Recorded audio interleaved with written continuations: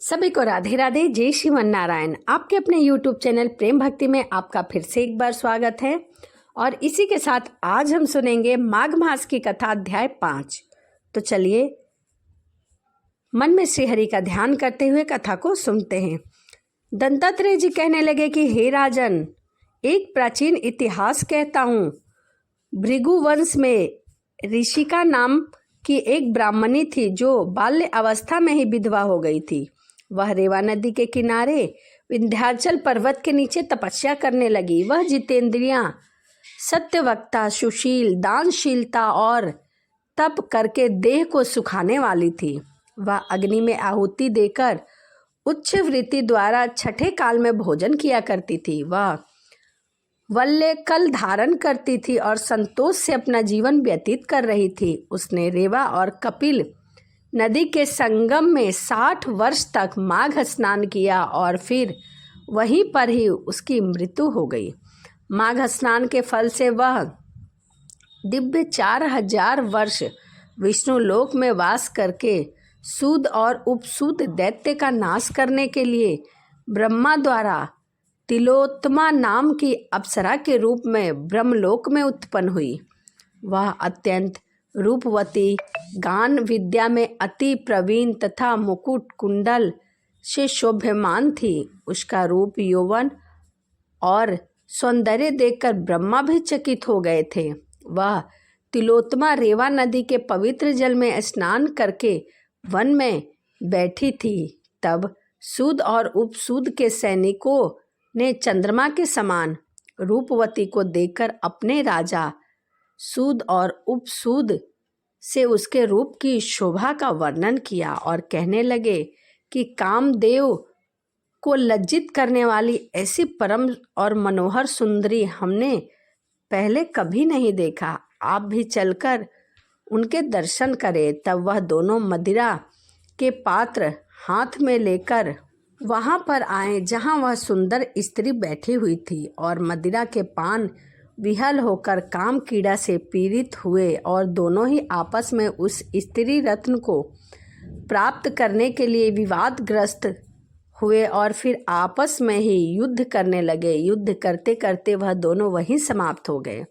उन दोनों को मरा हुआ देखकर उनके सैनिक ने बड़ा कोलाहल मचा और तब तिलोत्तमा काल रात्रि के समान उनको पर्वत से गिराती हुई दशों दिशाओं को प्रकाशमय करती हुई आकाश में चली गई और देव कार्य सिद्ध करके ब्रह्मा के सामने आई। तो ब्रह्मा जी ने प्रसन्नता से कहा कि हे चंद्रवती, मैंने तुमको सूर्य के रथ पर स्थान दिया है।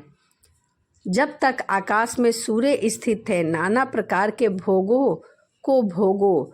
सो हे राजन, वह ब्राह्मणी अब भी सूर्य के रथ पर माघ मास स्नान के उत्तम भोगों को भोग रही है। इसीलिए श्रद्धावान पुरुष को उत्तम गति पाने के लिए यत्न के साथ माघ मास में विधि पूर्वक स्नान करना चाहिए। माघ मास की इतनी महत्वता है कि माघ मास में स्नान करने से पुरुष या स्त्री की सभी मनोकामनाएं पूर्ण हो जाती है। इसीलिए माघ मास में हमें स्नान और दान जरूर करना चाहिए। तो यह माघ मास की कथा अध्याय 5 था। वीडियो यहीं समाप्त करते हैं और आपसे मिलते हैं अगली वीडियो में। सभी को राधे राधे।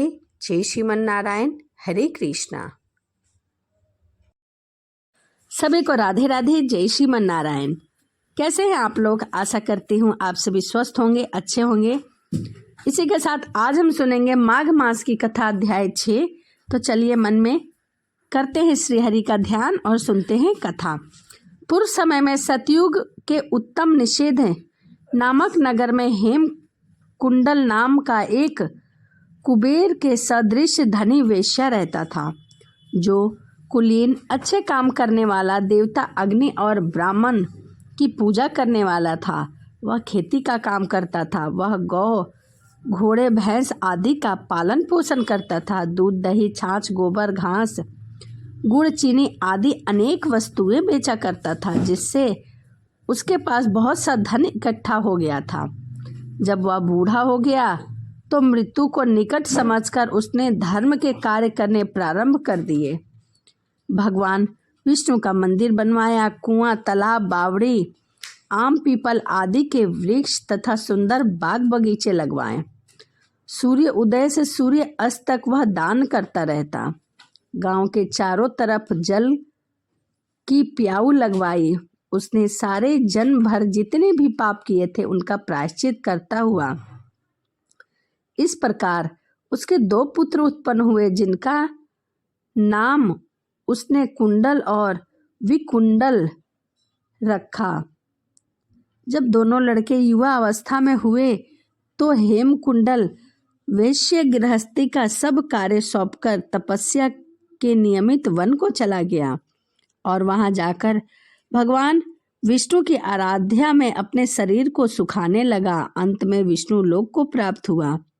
उसके दोनों पुत्र लक्ष्मी के मंद को प्राप्त होकर बुरे कर्मों में लग गए। वेश्यागामी वीणा और बाजे लेकर वेश्याओं के साथ नाचते गाते फिरते थे। अच्छे सुंदर वस्त्र पहनकर, सुगंधित तेल आदि लगाकर, भांड और खुशामदियों से घिरे हुए हाथी की सवारी और सुंदर घरों में रहते थे। इस प्रकार ऊपर बोए बीज के सदृश वह अपने धन को बुरे कामों में करने लगे। कभी किसी सत्पात्र को दान आदि नहीं करते थे, न ही कभी हवन करते थे। देवताओं तथा ब्राह्मणों की सेवा करते थे, न कभी पूजा पाठ करते थे, न ही वह मंदिर जाया करते थे। जितने भी पुण्य के कार्य थे वह नहीं करते थे और जितने भी पाप युक्त कार्य थे उसे ही वह प्रतिदिन किया करते थे। थोड़े ही दिनों में उनका सभी धन नष्ट हो गया और वह दरिद्रता को प्राप्त होकर अत्यंत दुखी रहने लगे। भाई, जन, सेवक, उपजीवी, इन सबने इनको छोड़ दिया। तब इन्होंने चोरी करना भी शुरू कर दिया। अब वह घर घर में जाकर चोरी किया करते थे। राजा के भय से नगर को छोड़कर डाकुओं के साथ वह वन में रहने लगे और वहां भी चोरी करने लगे। वहां अपने तिरछे बाणों से वह वन के पक्षी, हिरन आदि पशुओं को मारकर खाने लगे। एक समय इनमें से एक पर्वत पर गाय जिसको सिंह मारकर खा गया और दूसरा वन को गया जो काले सर्प के डसने से मर गया।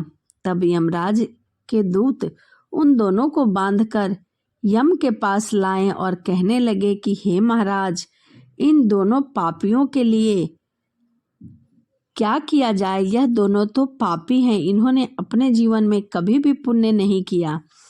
इन्होंने सिर्फ पाप ही पाप किए हैं। तो इनके पाप का इन्हें क्या दंड दिया जाए, कृपया बताइए। तो माघ मास की कथा अध्याय 6 यही समाप्त होता है। आगे की कथा मैं आगे की वीडियो में बताऊंगी। यदि आपको हमारी वीडियो अच्छी लगती हो तो प्लीज़ चैनल को सब्सक्राइब, लाइक करना ना भूलें। कमेंट में जय श्रीमन नारायण लिखना ना भूलें। तो चलिए इसी के साथ वीडियो को हम यहीं समाप्त करते हैं और मिलते हैं अगली वीडियो में। सभी को राधे राधे, जय श्रीमन नारायण, हरे कृष्णा।